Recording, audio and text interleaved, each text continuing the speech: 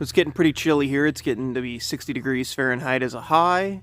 So I've transitioned to making some indoor projects. Use some 1x8s and 1x10s on the front of these pumpkins. 1x8 across the top. And some 1x4s on the side. Stapled them all together. Glued them up. And batched out about 4 of these in an hour. So I can take you through step by step on how to make those. And if you're interested, go ahead and subscribe. Okay, so for these pumpkins, anywhere from about 7 to 12 inches in length is good for the side. And then if you're using a 1x8, like I've got here, I usually go with about a 9-inch top. If you've got a 1x10, which I did on a couple of the pumpkins, I do an 11-inch top. That gives me about 1 inch of play. Doesn't have to be exactly 1 inch on either side, but it gives you a nice overhang for the pumpkin. So I'll go ahead and cut some of those up and be right back with you guys. Which one does?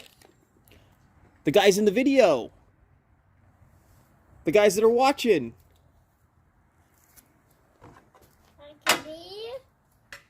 You. There's me watching.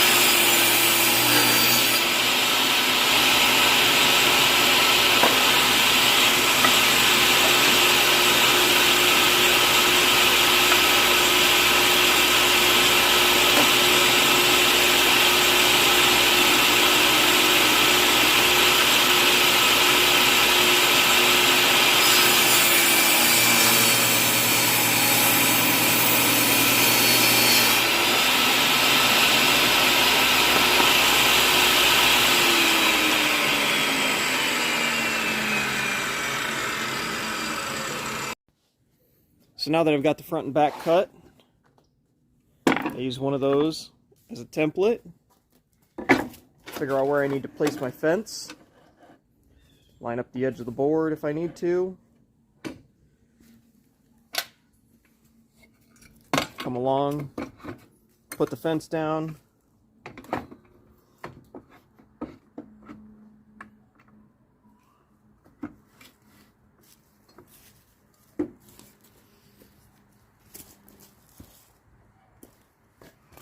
I like to take a sacrificial board, put it on the inside, and what I'll do is I'll clamp it so that I have just a little bit of space after that saw blade starts, in case the board wants to kick away from the blade.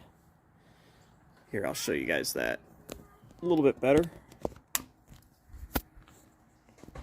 So I've got my blade, got the board length that I want, so that this board will butt right up to it, and I can slide it using the guide right here. Then I've got the fence over here with a sacrificial board that I'll clamp down so that I don't end up pinching the piece between the saw blade and the fence, because all that's going to do is get you kicked back right into your stomach if you're standing behind it, or into somebody else or something else if there's nothing, if you're not behind it. So let's go ahead and get the sides cut. and be right back with you guys.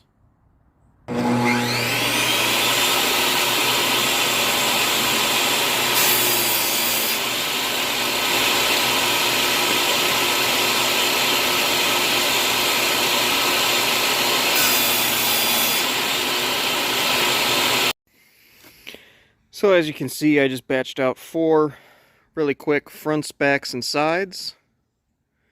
And I can do the same thing with the tops. I just got to move that over just a little bit and cut the tops. And you can very quickly cut these down, have the kids decorate them, have the grandkids decorate them, put them on a CNC, run them through a jigsaw, which is what I do, and cut whatever shapes you want out of them. So it's pretty easy to get the lumber cut.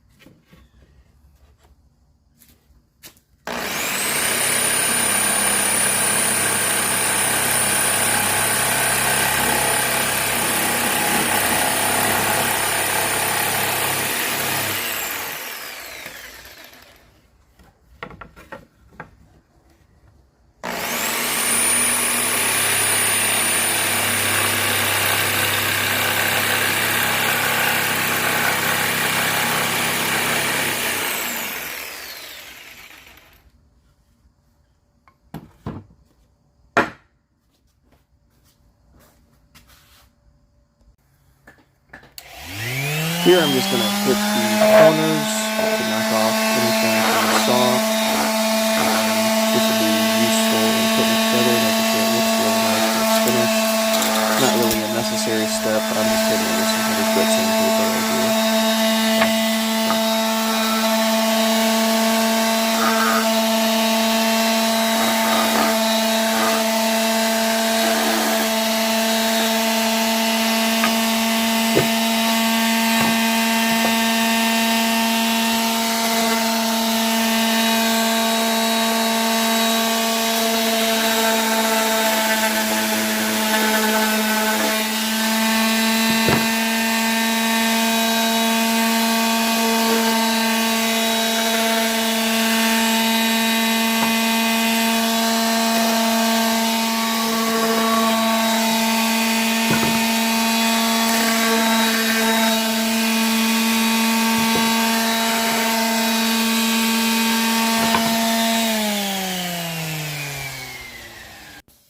So here is my glue setup.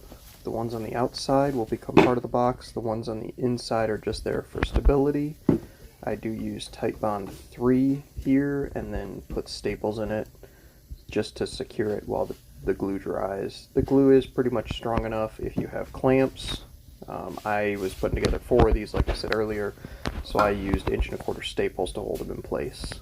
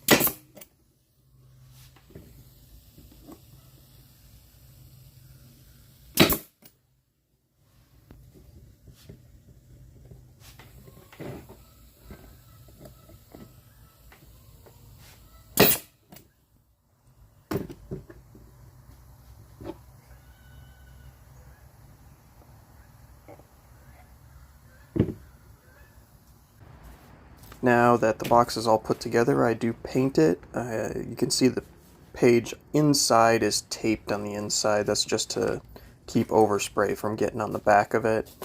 And then I put tape all the way around the outside and start with the corners as well as the cutouts to make sure I get a nice even coat on there before I go to the edge.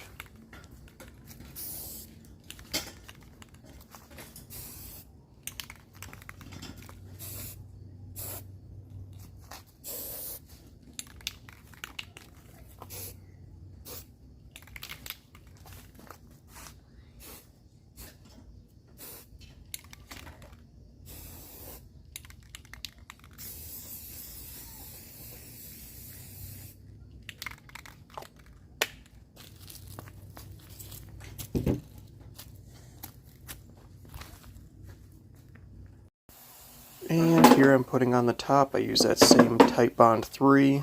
This is the next day. I've let that paint dry overnight.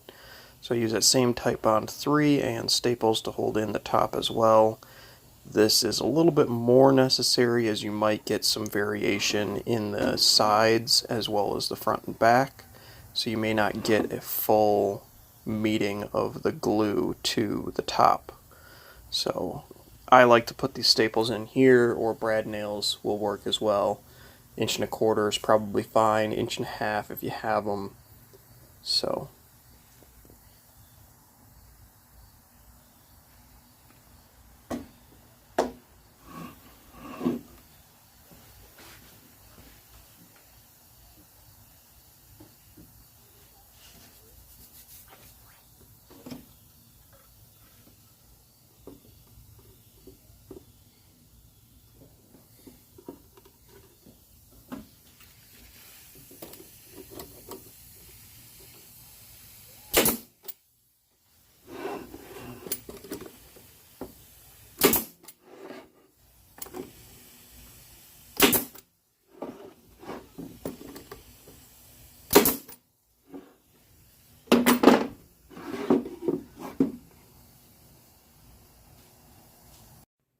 thanks for watching. Here you can see all 5 of my designs. I just sketched all these out, and you guys can sketch your own or copy what you see in the picture.